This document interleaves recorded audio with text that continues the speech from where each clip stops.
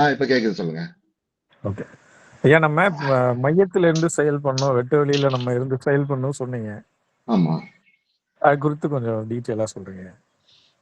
மையத்துல இருப்பது என்பது வந்து நம்ம நிகழ்காலத்துல இருக்கிறதுதான். அதாவது சார்புள்ள சிந்தனைகளை விட்டுட்டு ஒவ்வொரு விஷயத்தையும் நிகழ்காலத்துல அந்த அதனுடைய பட்டவட்டம் அதை பாக்குறத வந்து நிகழ்வுல இருக்குதுன்னு சொல்றாங்க. மையத்துல இருக்குதுன்னா என்னன்னா, நம்ம அதாவது இயல்பற்ற மனதோட ஆதிக்கத்திலிருந்து விலகி ஆஹ் நம்ம வந்து நமக்குள்ள இருக்கிற அந்த இறை குணங்களோட ஒரு விஷயத்தை அணுகிறது தான் மையத்துல இருக்குதுன்னு சொல்லுவாங்க. ஒரு பொருளை ஒரு விஷயத்த வந்து அன்பா, பரிவா, பணிவா, கனிவோட, மென்மையா, உறுதியா, தைரியமா ஒரு விஷயத்த ஃபேஸ் பண்றது பாருங்க. அதைத்தான் மையத்துல இருந்து பாக்குறதுன்னு சொல்லுவாங்க. ஒருத்தர் வந்து நம்ம மேல கோவப்படுறாருன்னு வச்சுக்கோங்களேன். அதுக்கு என்ன அர்த்தம்னா அவர் நம்மள சரியா புரிஞ்சுக்கல. நம்ம அந்த புரிதல் இல்லாம தன் மையத்தை மீறி அவர் நம்ம மேல கோவப்படுறாரு.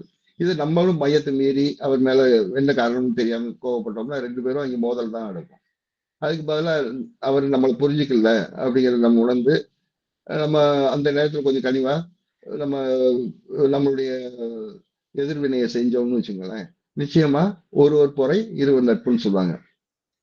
அந்த மாதிரி ஒரு நிலைக்கு அடைய முடியும்.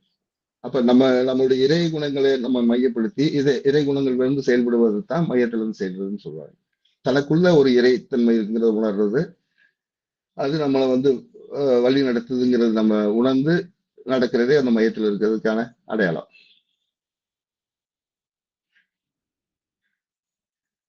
நல்லது. உங்க கருத்துக்களை சொல்லுங்க.